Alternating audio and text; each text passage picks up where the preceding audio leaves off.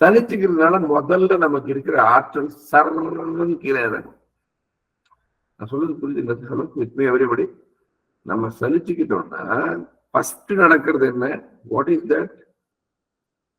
சர்ன்னு கீழே இறங்கும். Energy down ஆயிடும். எனர்ஜி தான் ஃபியூயல். அதுதான் நமக்கு வந்து ஃபியூயல். சலிச்சுக்கிறதுனால இது என்னடா இது அப்படின்ற மாதிரி. என் கூட பிறந்த தங்கச்சி அப்படி இருக்கிறான், நான் எப்படி சலிச்சுக்கிறேன்.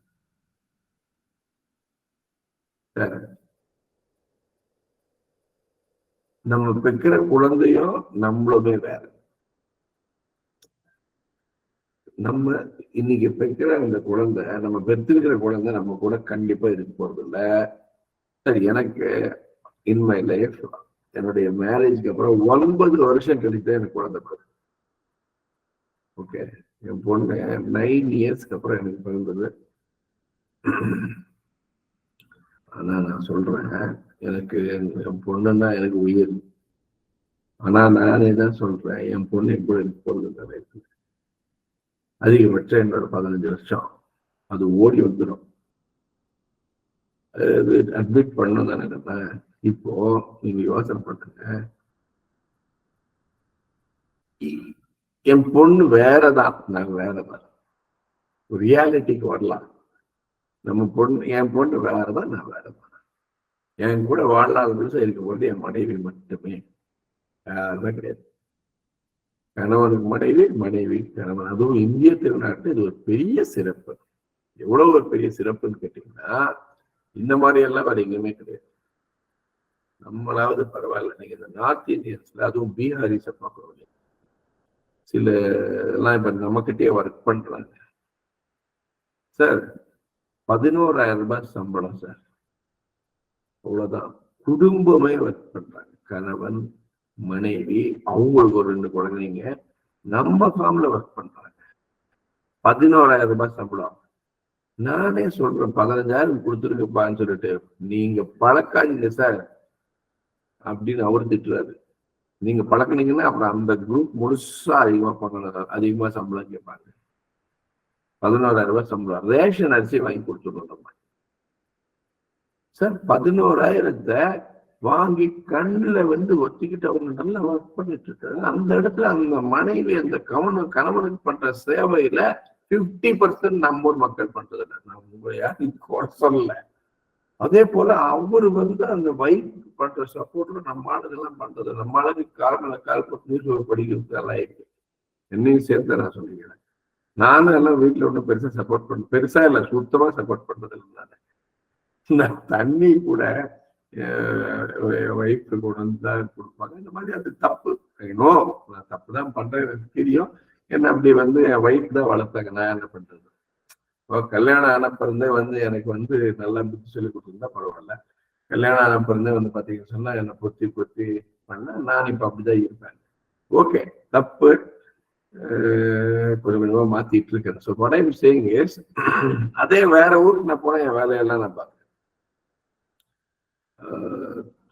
துணியை துவைச்சிக்கிறது வந்து குடிச்சுன்னா எல்லாமே நான் பார்த்துக்கிறேன். என்னுடைய ஒர்க்ஸ் வேற ஒர்க் எல்லாம் போறேன். வேற இங்க அது குதிரையை கண்டா கால் வலிடுவாங்க, அந்த மாதிரி. ஓகேவா?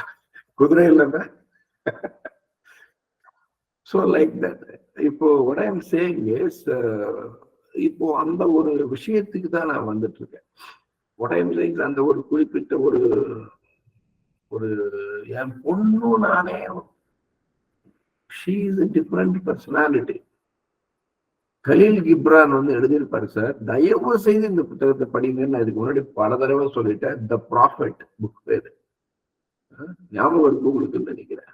எவ்வளவு அழகா எழுதியிருக்காரு அந்த புக்குன்னா, அந்த மனுஷன் வந்து என்ன எழுதியிருக்காரு சார்.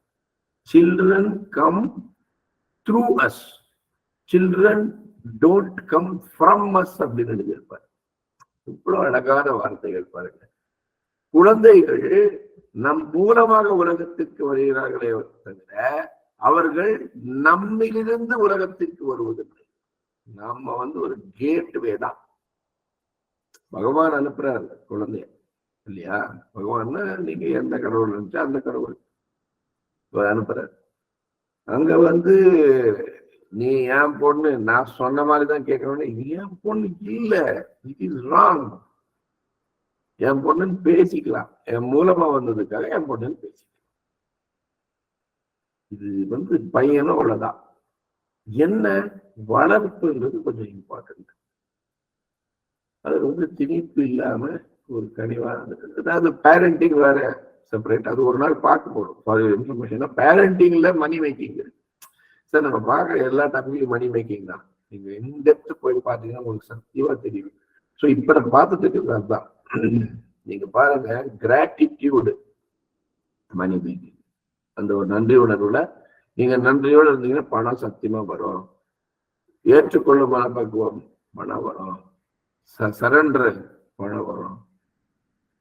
நீங்க நான் எக்ஸாம்பிள் ரியல் எக்ஸாம்பிள்ஸே கொடுத்தேன். ரியல் எஸ்டேட் பண்ற விதம் எல்லாமே. பணம் மணி மின்டிங் மிஷின்ல போய் பிரிண்ட் போட்டா கவர்மெண்ட்ல பிடிச்சி உள்ள வச்சிருவாங்க. நீங்க சரியான முறைகள் தான் எடுக்க முடியும். நான் சொல்றது சார், ஐ திங்க் கூட இருக்கீங்க எல்லாமே ரொம்ப இம்பார்ட்டன்ட். நான் சொல்லிட்டு ரொம்ப ரொம்ப இம்பார்ட்டன்ட். அப்போ இப்ப நானு என் பொண்ணு வேற அப்படின்னும் போது என் அக்கா தங்கச்சியுடைய லைஃபை பார்த்து நான் சலிச்சுக்கலாமா? அவங்க வேற, நம்ம வேற. தமிழ்ல அதிகம் சொல்லியிருக்காங்க, வாயு உயரம் வேறதான். ரொம்ப அழகா சொல்லியிருக்காங்க. என்ன எல்லாமே இருக்கு, நமக்கு ரெஃபரன்ஸ் பாயிண்ட்ஸ் எல்லாமே இருக்கு. ஸோ இங்க சலிச்சுக்கிறதுன்றது ஸ்டார்ட் ஆகுது. அப்போ எனர்ஜி டவுன் ஆயிடும். எனர்ஜி டவுன் ஆனா உங்களுக்கே தெரியும், தலைவலி வரும். ஃபர்ஸ்ட் லைட்டா தலைவலி ஸ்டார்ட் ஆகும். ஆக்சுவலா தலைவலி இல்லை, இன்சுலின் செக்ரேஷன் குறையிருந்தது. நமக்கு இன்சுலின் செக்ரேஷன் இருக்குது இல்லைங்களா? அதாவது இன்சுலின் சுரப்பது அங்கதான் நம்ம இது புதுசா வந்திருக்கிற ஒரு பிரச்சனை தான். டயாபெட்டிஸ் இப்பதான் வந்திருக்கு. நீங்க வேணா உங்க தாத்தாக்கெல்லாம் டயபெட்டிஸ் இருக்காது. அதாவது உங்க தாத்தானா உங்க தாத்தாவுக்கு முன்ன நீங்க பாத்தீங்கன்னா உண்மையா டயபெட்டிஸ் இருந்திருக்கு. அதை நீங்க செக் பண்ணலாம் வேணா போய். இப்போ எங்க தாத்தாக்கெல்லாம் இருக்கல, எங்க அப்பாவுக்கு இருக்கு.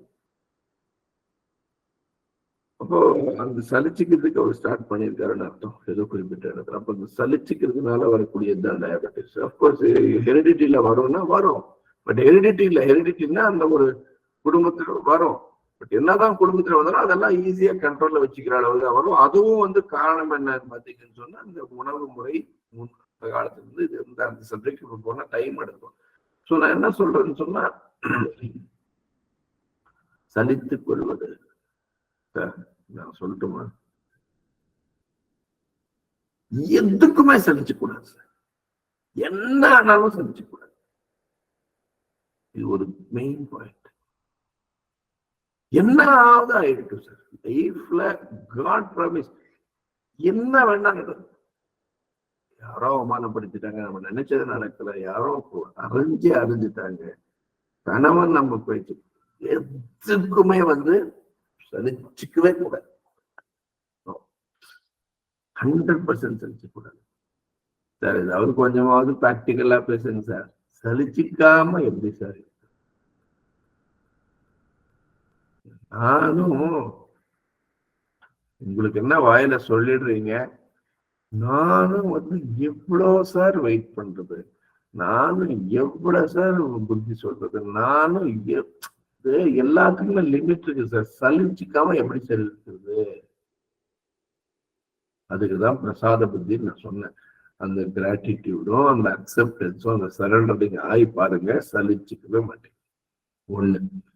இன்னொன்னு சலிச்சுக்கமா இருக்கிறதுக்கு இன்னொரு சூப்பரான வழி ஒண்ணு. அது என்னன்னா, எந்த நேரமும் ஏதோ ஒன்று நமக்கு சந்தோஷப்படுறதுக்கு ஒண்ணு இருக்கு. ஏதாவது ஒண்ணு வச்சு நம்ம சந்தோஷப்படுறோம். ஒரு உதாரணத்துக்கு நம்ம ஏஜ்லயே நிறைய பேருக்கு நீங்க பாத்தீங்கன்னு சொன்னா தாங்க முடியாத அளவுக்கு டயபெட்டிஸ் இருக்கும். அவங்களால எழுந்து கரெக்டா பண்ண முடியாது. அவங்களுக்கு சொந்தம் சரியா இருக்க மாட்டாங்க. ஏதோ ஒண்ணு நமக்கு அதெல்லாம் இருக்கும். அதை நினைச்சு சந்தோஷப்படலாம். சந்தோஷப்படுறதுக்கு நம்ம பாயிண்ட்ஸ் தேடணும். நம்ம பாஸ்ட்ல சந்தோஷப்படுறதுக்கு பாயிண்ட்ஸ் எடுத்துக்கணும். நம்ம ஏற்கனவே பார்த்தோம், தவறாக நடந்த விஷயங்கள் எல்லாம் பாடங்களா எடுத்துக்கிட்டு நம்ம ஏற்கனவே பார்த்தோம். இங்கெல்லாம் இருந்தாலும் பணமே சம்பாதிக்கிறதுன்ற விஷயம் வருதுன்னா, பணம் வந்து எப்ப சம்பாதிக்க முடியுதுன்னா கொஞ்சம் மைண்ட் ரிலாக்ஸ்டா இருந்தா தான் பணம். இது பேசிக். இது கொஞ்சம் எழுதிக்கோங்க ப்ளீஸ். மைண்ட் ரிலாக்ஸ்டா இருந்தா தான் நம்ம பணம். இதுதான் நான் மெயினா சொல்ற point. Most important point. when only you are relaxed. ரிலாக்ஸ்டா இருக்கும்போது மட்டுமே பணம் சம்பாதிக்கிறதுக்கு நம்ம மனசு யோசனை பண்ணும். இல்லைன்னா ஃபர்ஸ்ட் சலிப்பு. அந்த ஒரு சலிப்புக்கு என்ன இங்கிலீஷ் லாங்குவேஜ்ல what ever the word it is, ஒரு இரிட்டேஷன் வச்சுக்கலாமே. அது என்னவா மாறும்? அது வந்து ஃப்ரஸ்ட்ரேஷனா மாறும். ஃப்ரஸ்ட்ரேஷனா என்ன சார்? சலிப்பு, அதுக்கு அடுத்து ஒரு விரக்தி. நான் ஏற்கனவே காலையிலே சொல்லிட்டேன், இன்னைக்கு டாபிக்கு கொஞ்சம் ஒரு மாதிரி இருக்கும், கொஞ்சம் மென்டலி ப்ரிப்பேர் பண்ணிட்டேன் உங்களை. பட் நான் பேசிதானே ஆகணும். ஸோ ஏன்னா இதுதான் பேஸ் சார். ரிலாக்ஸ்டா இருந்தாதான் மனுஷனால வந்து பணம் சம்பாதிக்கிறது. ஏன்னா அதை பத்தி யோசிக்கவே அப்பதான் முடியும். ரிலாக்ஸ்டா இல்லைன்னா உங்களுக்கு நல்லதெல்லாம் பார்த்து வருத்தப்பட்டு இருக்கிறதே வேலை. சலிப்பு. நீங்க சலிப்போட நீங்க பெத்த அழகான குழந்தைய பாருங்க, வருத்தம். ஹலோ, புரிஞ்சுதுங்களா? சலிப்போட நீங்க பெத்த அழகான குழந்தை விளையாடுறதையே பாருங்க, உங்களுக்கு என்ன வரும்? என்ன சார் வரும்? ரொம்ப மனசு கவலையாயிடும். ஏன்னா இப்படிப்பட்ட அழகான குழந்தை, என்னடா நம்ம லைஃப் இப்படி இருக்கு, உடனே ஸ்டார்ட்.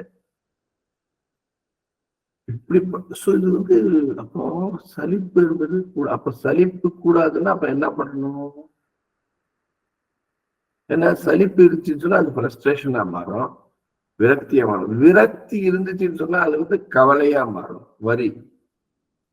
கரெக்ட் இருக்கீங்களா?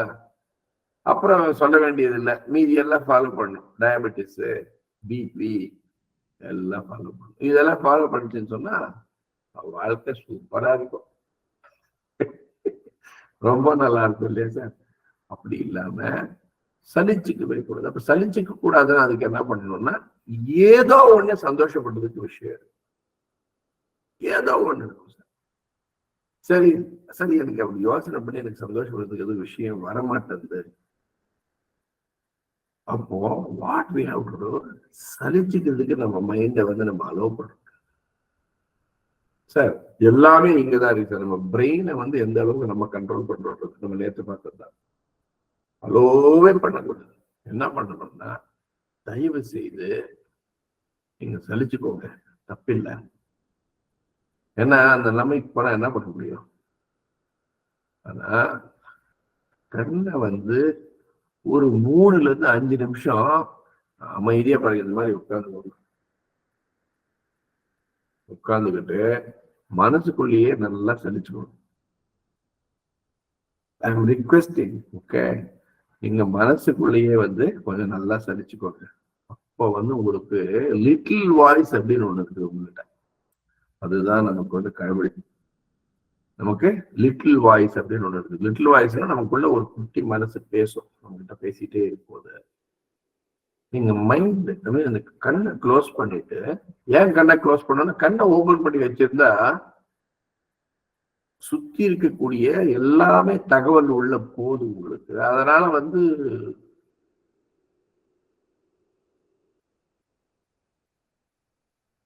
நான்லாம் பாத்தீங்கன்னா சில விஷயங்கள், சில டீல் எல்லாம் பேசும்போது நான் வந்து ஃபேஸ் பார்க்க மாட்டேன், மக்களுடைய ஃபேஸ் பார்க்க. எல்லாம் எதையும் ஏதாவது ஒரு இடத்துல பார்த்துட்டு நான் பேசிட்டே இருப்பேன். ஏன்னா நிறைய விஷயங்களை பார்த்தா அந்த தகவல் எல்லாம் உள்ள போறதுனால என்னுடைய ஃபோக்கஸ் அது மிஸ் ஆகுது.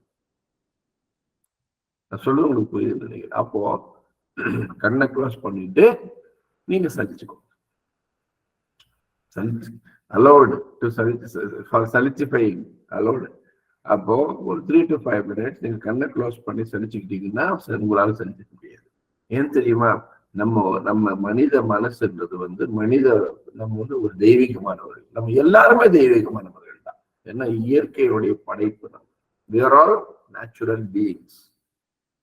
மைண்ட்ல நீங்க சலிச்சுக்க ஆரம்பிக்கும் என்ன ஆகும்னா ஒரு நாள் சலிச்சுக்குவீங்க சார், 2 நாள் அந்த 3 to 5 minutes.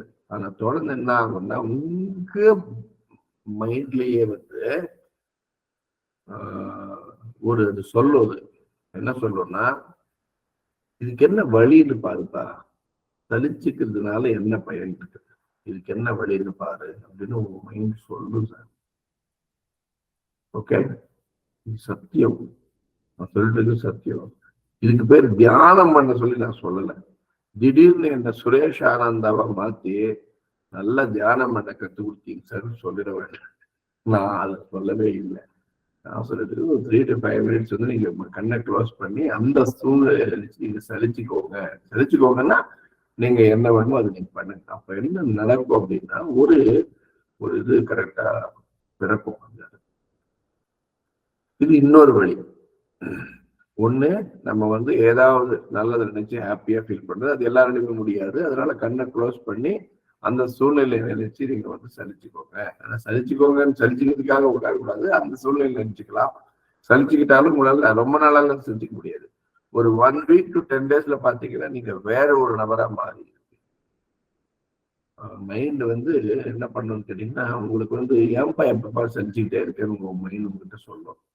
என்ன அது சொல்லுன்னா, இதெல்லாம் வந்து வழிகள் இருக்கு. உங்களுக்கு வந்து 2 நாள் 3 நாள் கழிச்சு அந்த நல்ல வழிகள் எல்லாம் வந்து உங்களுக்கு கண்ணில் தெரியாது.